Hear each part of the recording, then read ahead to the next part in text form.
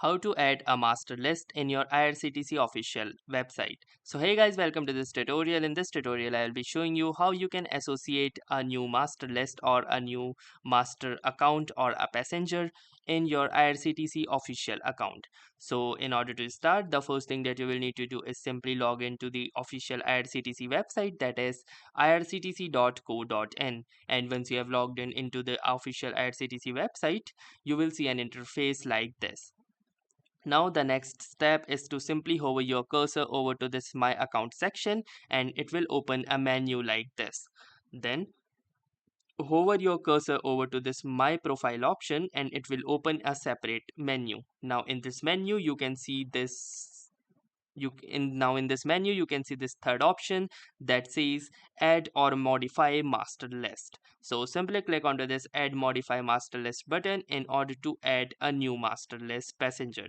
So click here, and now from here it will give you this particular form which you need to fill out. So the first section is the passenger type, so you can choose normal user, a person with disability, or escort, or you can also choose journalist as well.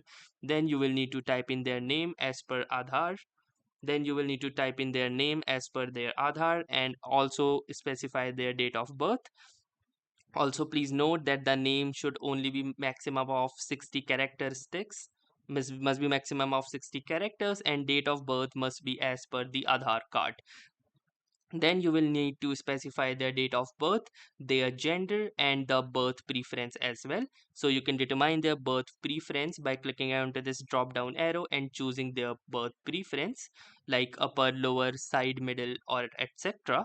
And then you also have the catering service option. So let's say if you want to specify a particular meal type, let's say veg, non-veg, or if you don't want any catering service, you can click onto this no food option.